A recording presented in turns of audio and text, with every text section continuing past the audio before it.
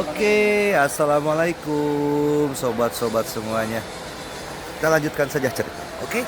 Bab 3981 sampai bab 3984. Pesona Tao dari kota di langit ini benar-benar alami.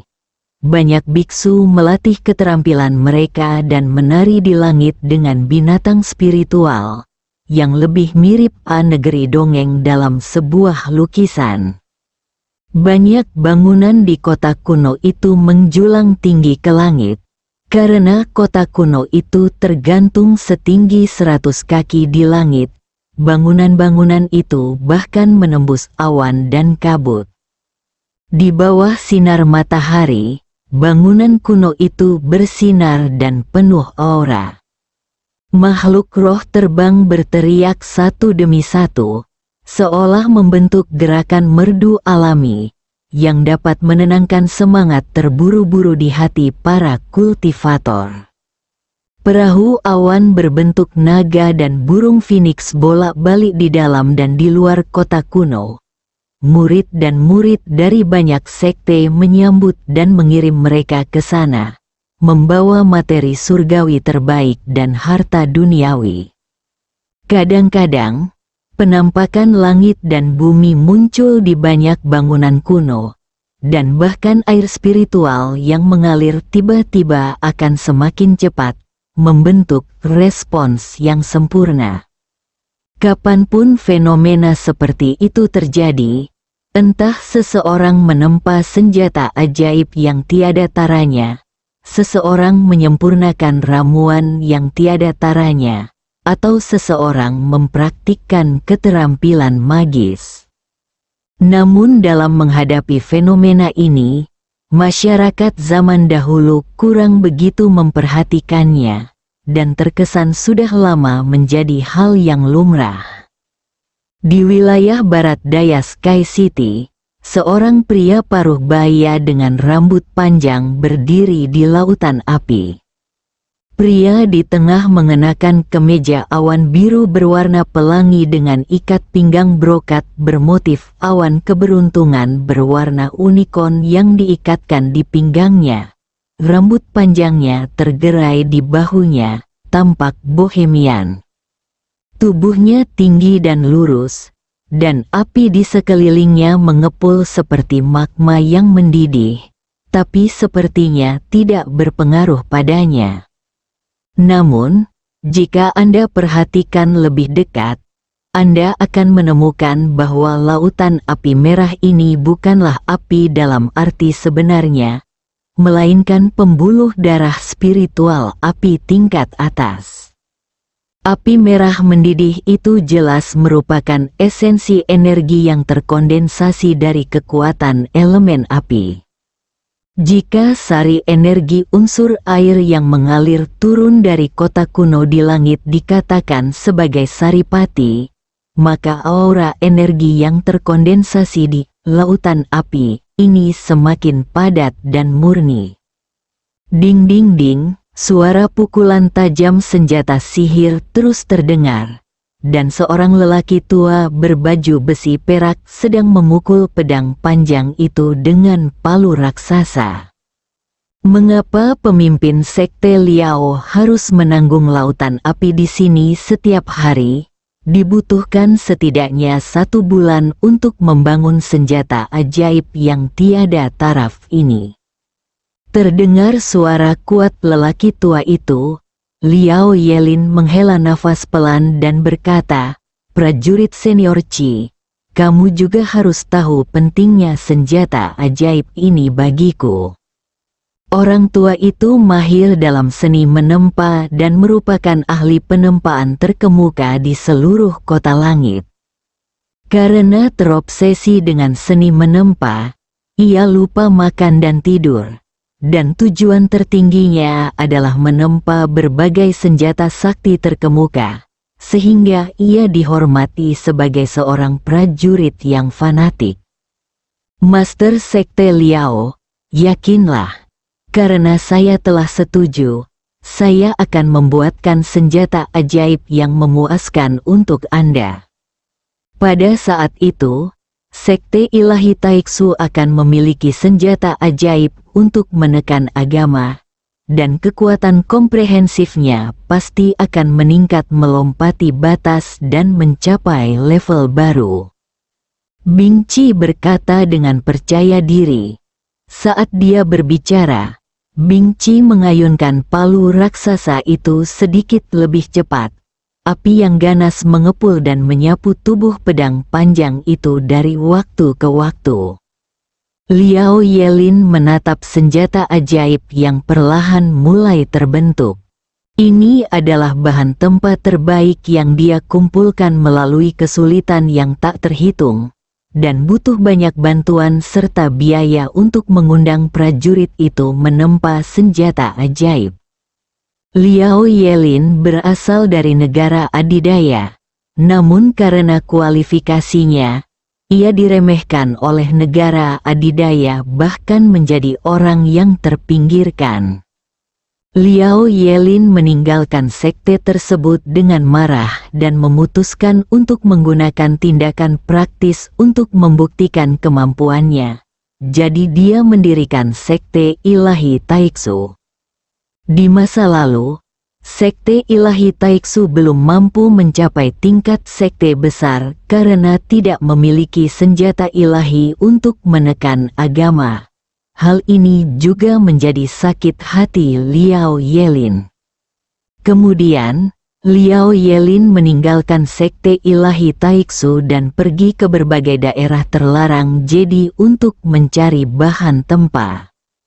Bisa dibilang senjata ajaib di tangan Bing Qi ini membawa semua harapan Liao Yelin. Harapan untuk meningkatkan kekuatan Sekte Ilahi Taiksu dan harapan untuk membuktikan diri secara menyeluruh kepada sekte asal dia. Namun, pada saat ini, senjata ajaib di pelukan Liao Yelin tiba-tiba bergetar hebat. Liao Yelin terkejut karena senjata ajaib ini digunakan untuk komunikasi darurat. Sebelum meninggalkan sekte tersebut, dia menyerahkan 3 buah artefak magis kepada Putra Suci Agung, Putra Suci ke-7, dan Yin Suejian. Saat kami berangkat, kami memperjelas bahwa hanya ketika menghadapi situasi hidup atau mati sekte tersebut, kami hanya dapat menggunakan senjata sub sihir untuk berkomunikasi. Apakah ada perubahan pada Sekte Ilahi Taiksu? Liao Yelin buru-buru mengeluarkan senjata sihir kontak, dan sederet kata yang muncul di sana membuatnya langsung marah. Sekte telah dihancurkan, silakan kembali secepatnya, pemimpin sekte. Liao Yelin hampir kabur hanya dalam 10 kata. Meskipun tidak jelas apa yang sebenarnya terjadi, Putra Suci ke-7 tidak akan pernah bercanda tentang kehancuran sekte tersebut. Khususnya, Putra Suci ke-7 selalu tenang. Karena dia mengucapkan kata-kata seperti itu hanya berarti bahwa situasi sebenarnya lebih buruk dari yang dibayangkan. Sialan, senjata ajaib yang tiada taranya akan segera selesai. Tetapi sekte yang didirikannya dihancurkan. Itu benar-benar menyinggung perasaanku. Liao Yelin berharap dia bisa terbang kembali ke sekte dengan sayap untuk menyelidiki situasi spesifiknya. Tapi ternyata akan membutuhkan waktu 1 bulan lagi untuk menyiapkan senjata ajaibnya. Prajurit senior Qi, saya bersedia menawarkan lebih banyak chip, dan saya harap Anda dapat mempercepat penempaan senjata ajaib sebanyak mungkin. Kata Liao Yelin dengan sedikit nada cemas. Bing Qi juga melihat sesuatu yang besar sedang terjadi. Dia merenung sejenak dan berkata, tidak peduli seberapa cepat saya, itu masih membutuhkan waktu 20 hari. Jika saya melaju lebih cepat, itu akan mempengaruhi level senjata ajaib. Dimengerti, Liao Yelin berpikir sejenak dan berkata langsung membalas pesan itu kepada putra ketujuh. Senjata ajaib akan dilepaskan dalam 20 hari, dan itu akan memakan waktu lebih dari 10 hari bahkan jika jaraknya sudah termasuk. Dalam 1 bulan, aku akan mendominasi dunia dengan senjata ajaibku yang tiada taraf. Kata Liao Yelin pada dirinya sendiri dengan suara terkonsentrasi. Sisi lain, pagi selanjutnya, seluruh murid sekte Taiksu Sen masih tenggelam dalam ketakutan tadi malam dan tidak mampu melepaskan diri. Gunungan mayat, lautan darah, reruntuhan dan tembok rusak. Kompleks bangunan yang semula megah telah menjadi reruntuhan, bahkan semakin terpencil. Putra suci ketujuh telah kembali ke sekte tersebut untuk mengambil alih situasi secara keseluruhan. Sekarang dia adalah satu-satunya yang tersisa di antara pemimpin tertinggi mutlak dari sekte ilahi Taiksu. Tentu saja ada banyak tetua, tetapi mereka semua adalah orang kepercayaan Gong Qiankyu, dan status mereka secara alami tidak setinggi 7 putra suci. Berita kematian Yin Suejian dan yang lainnya juga menyebar di dalam sekte, membuat semangat kerja yang sudah sangat rendah menjadi lebih buruk. Untungnya, prestise putra suci ketujuh sangat tinggi, bahkan melebihi putra suci agung yang asli dalam beberapa aspek. Kemampuannya dalam mendeteksi pembuluh darah spiritual sangat luar biasa. Dan memiliki sumber daya budidaya di reruntuhan Kunlun setara dengan memiliki segalanya. Gong Qiankyu juga datang untuk menanyakan situasi dengan cara yang sok, dan dia segera menemukan putra ketujuh. Xiao Qi, kamu baik-baik saja? Bagaimana sekte ilahi Taiksu menjadi seperti ini? Siapa yang berani menyerang sekte kita? Ketika putra ketujuh melihat ekspresi cemas di wajah Gong Qiankyu, hatinya tiba-tiba menghangat, seolah-olah dia memiliki tulang punggung dalam sekejap, dan dia hampir menangis. Karena hal pertama yang ditanyakan Gong Qiankyu adalah apakah dia baik-baik saja. Saudari, itu adalah seorang gangster yang menyerang sekte itu di malam hari. Wakil pemimpin sekte. Dan bosnya terbunuh dalam pertempuran itu. Tubuh halus Gong Qiankyu terguncang dan hampir jatuh. Dan putra suci ketujuh buru-buru membantunya berdiri. Kakak, kamu baik-baik saja? Aku minta maaf dan menerima kembaliannya. Kemampuan akting Gong Qiankyu luar biasa, dan wajahnya penuh dengan kesedihan dan kesedihan. Para gangster membunuh suamiku, dan aku tidak akan menjadi manusia kecuali aku membalas dendam. Gong Qiankyu menangis, dan kemampuan aktingnya membunuh semua ratu film dalam sekejap. Xiao Qi, sekarang lebih dari separuh master di sekte telah hilang, tidak mungkin berurusan dengan para gangster.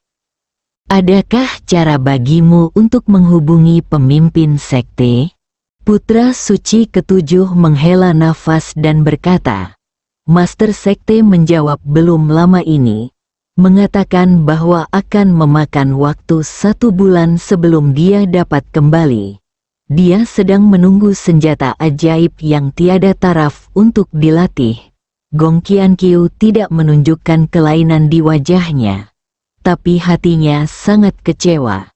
Kami tidak akan bisa kembali sampai sebulan kemudian. Jika para gangster tiba-tiba datang, masih tidak ada cara untuk menghentikan mereka. Bab 3983. Dua anak panah pemecah reruntuhan sebagai hadiah. Sekte Ilahi Xingyu. Di ruang pertemuan, Ye Junlin duduk di tengah, dan pejabat tinggi sekte tersebut sangat bersemangat menyapu penurunan sebelumnya. Kekuatan mengerikan yang ditunjukkan Ye Junlin sebelumnya telah sangat mengejutkan semua orang. Umat Tuhan percaya dalam hati mereka bahwa selama mereka mengikuti Ye Junlin, mereka bisa menjadi terkenal dalam waktu singkat. Terutama beberapa hari yang lalu, Murong Kingsway dan Lei Qilin mengawasi anggota organisasi pemburu hadiah yang mengangkut banyak senjata ajaib dan material surgawi serta harta duniawi kembali ke Sekte Ilahi Xingyu. Para pemimpin senior dalam sekte tersebut bahkan lebih bersemangat. Belum lagi 10 senjata dewa terbaik. Bahkan senjata kuasi dewa itu pun langka dan terbaik. Dengan berkah dari senjata ilahi dan bilah tajam ini, seluruh sekte ilahi Xingyu dapat meledak 10 kali lipat kekuatan tempur sebelumnya. Tuan, Istana Api Ilahi Bulan Matahari telah bertindak terlalu jauh untuk menindas orang lain. Bagaimana rencana Anda menghadapi mereka? Jika Anda memerlukannya, saya bersedia maju ke depan.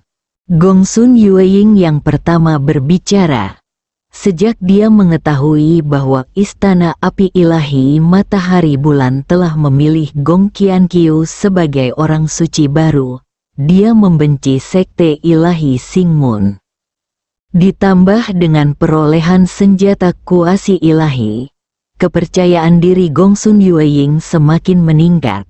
Dan dia sangat ingin membuktikan kepada Istana Api Ilahi Matahari dan Bulan bahwa dia baik-baik saja sekarang. Ye Junlin merenung sejenak dan berkata, mereka mengorganisir lebih dari 100 sekte untuk mengepung lembah pemakaman naga, dan kemudian memicu perang terhadap Sekte Ilahi Xingyu. Saya tidak akan pernah memaafkan mereka. Master Sekte, kami baru saja menerima berita bahwa Sekte Ilahi Taiksu terbunuh tadi malam, orang-orang terluka parah, dan Wakil Ketua Sekte, Putra Suci Agung, dan lainnya terbunuh dalam pertempuran itu. Beberapa bangunan penting dari Sekte Taiksu Sen juga hancur. Tetapi memang begitu mengatakan itu kamu. Ini adalah tipuan yang khas. Aku tidak tahu bajingan itu yang menaruh label kebencian ini padamu, kata Murong Kingsway dengan marah. Ye Junlin tidak mengungkapkan pendapatnya, tetapi dia sudah memiliki kecurigaan lain di dalam hatinya, dan hanya dialah Gong Qianqiu yang memiliki kekuatan dan motivasi untuk melakukan ini. Terlebih lagi, metode menyalahkan ini terlalu familiar. Ini telah digunakan di dunia sekuler sebelumnya, dan ini sejalan dengan gaya perilakunya yang biasa. Tapi Ye Junlin tidak mengambil hati masalah ini. Bahkan jika itu benar-benar perbuatan Gong Qianqiu, dia tidak berniat menjelaskannya secara detail. Bagaimanapun, Gong Qianqiu akan selalu menyerahkan urusannya kepada Xiao Feng. Ini adalah janji yang telah dibuat sejak lama. Hanya saja atas apa yang dilakukan Kuil Api Ilahi Matahari Bulan sebelumnya, mereka harus diberi pelajaran yang mendalam. Xiao Lei, ambil busurku. Setelah memikirkan ini, Ye Junlin memerintahkan dengan suara yang dalam. Ao, Lei Qilin berteriak sebagai tanggapan, dan tidak lama kemudian, dia perlahan berjalan mendekat dengan busur besar tergantung di mulutnya.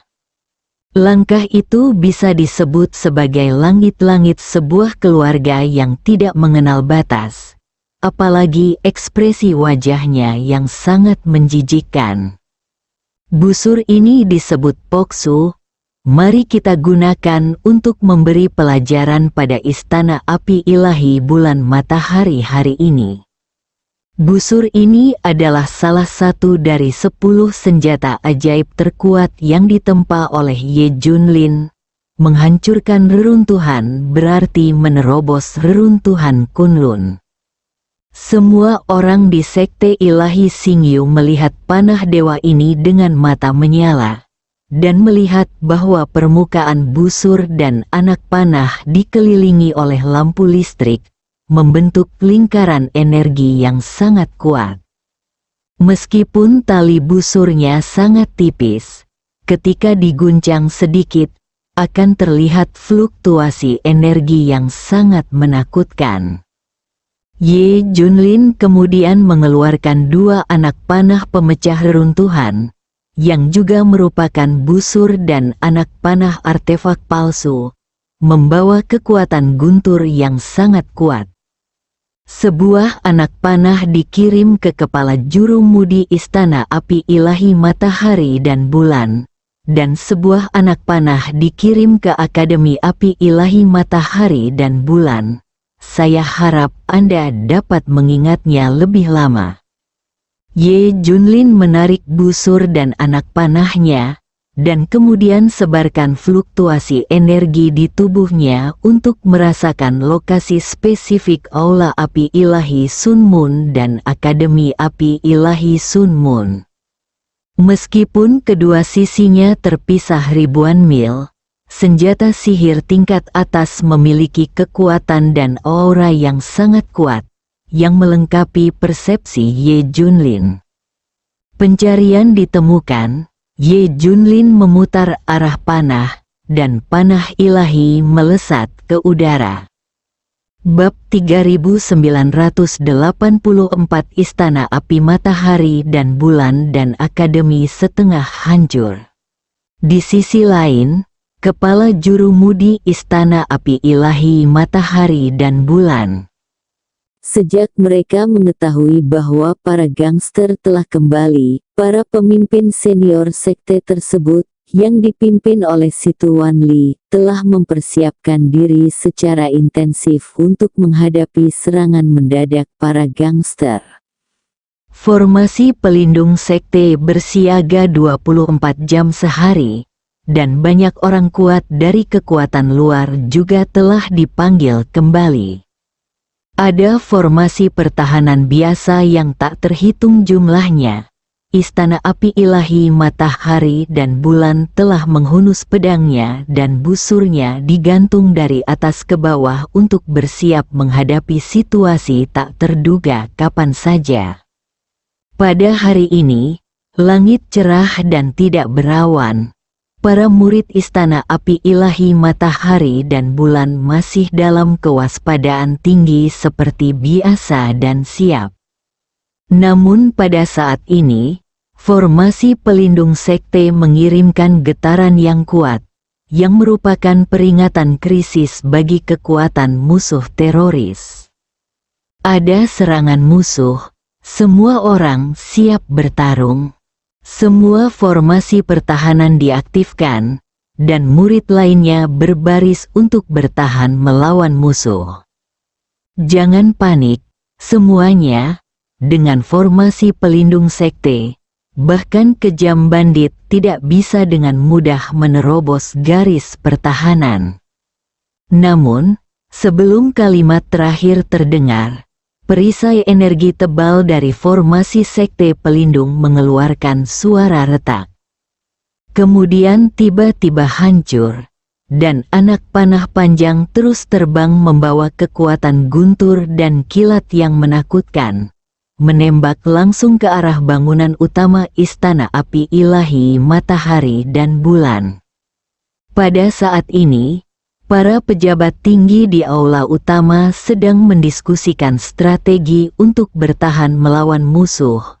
Mereka langsung merasakan krisis yang mendekat dan segera mengaktifkan semua teknik mereka untuk memajukan area tersebut. Namun, panah ilahi ini begitu kuat sehingga setelah menembus formasi pelindung sekte, kekuatannya tetap tidak berkurang dan terus mendekati berbagai formasi pertahanan di aula utama. Ledakan, suara ledakan dan retakan terdengar silih berganti, namun tetap tidak bisa berhenti sejenak, dan dengan mudah ditembus oleh panah dewa. Cepat mundur, Situ Wanli mengingatkan dengan keras, lalu memimpin dan melarikan diri karena malu ke kejauhan. Yang lain lengah dan tidak punya pilihan selain menggunakan keterampilan mereka untuk melawan, mencoba menggabungkan upaya semua orang untuk mendapatkan peluang bertahan hidup. Tapi bagaimanapun juga, mereka meremehkan kekuatan panah pemecah reruntuhan dan langsung terkena kekuatan guntur yang menakutkan. Hampir 100 ahli tingkat tua dibombardir oleh kekuatan petir yang dahsyat dan berubah menjadi arang, lalu terhempas oleh angin energi yang menakutkan, dan akhirnya menghilang menjadi abu. Bahkan Situ Wanli, yang pertama melarikan diri, terkena dampak energinya. Ki dan darah melonjak di tubuhnya, tetapi dia akhirnya tidak bisa mengendalikannya dan memuntahkan beberapa suap darah. Lebih dari separuh aula utama juga dihancurkan oleh badai energi yang dahsyat, hanya menyisakan reruntuhan dan reruntuhan yang terlihat sangat menyedihkan. Hampir di saat yang sama, Akademi Api Ilahi Bulan Matahari mengalami pukulan serupa. Aula utama Akademi juga hancur, dan hampir semua ahli top hancur. Namun, sebagian besar orang di kedua belah pihak selamat pada akhirnya. Meskipun para ahli tingkat tinggi menderita banyak korban, yayasan tersebut tetap ada, yang merupakan berkah dalam kemalangan. Setelah kejadian ini, Situ Wanli pun menyadari fakta yang enggan ia akui. Kekuatan para gangster di sana jauh di luar imajinasi. Dia bahkan tidak tertarik untuk pergi ke tempat kejadian untuk melakukannya secara langsung. Kedua anak panah ini setara dengan peringatan telanjang. Setelah menebak seperti itu, hati Gong Qianqiu yang cemas menjadi tenang. Setidaknya para gangster tidak boleh kembali untuk membalas dendam dalam waktu singkat. Tanpa kekhawatiran apapun dalam hal ini, Gong Qianqiu kembali ke Sekte Ilahi Taixu. Sekte Ilahi Taixu saat ini hampir semuanya adalah orang kepercayaan Gong Qianqiu. Bahkan mereka yang merupakan loyalis keras sekte tersebut terpaksa berada di bawah komando Gong Qianqiu karena situasi tersebut. Mulai sekarang, saya tidak ingin mendengar tentang hubungan saya dengan Putra Suci Agung dari mulut Anda.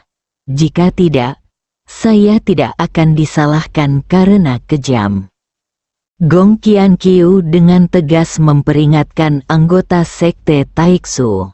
Sekarang Sekte Ilahi Taixu berada di bawah kendali. Gong Qianqiu ingin sepenuhnya menghapus hubungan antara dirinya dan Putra Suci Agung. Mulai sekarang, Gong Qianqiu adalah orang suci dari Istana Api Ilahi Matahari dan Bulan dan belum menikah.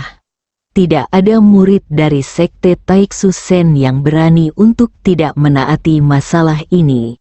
Bahkan Putra Suci Ketujuh sangat setuju dengan pendekatan Gong Qianqiu. Setelah mendapatkan hasil yang memuaskan, Gong Qianqiu tidak lagi merasa khawatir. Selanjutnya, dia akan membuat rencana untuk benar-benar mengendalikan Istana Api Ilahi Matahari dan Bulan. Bersambung.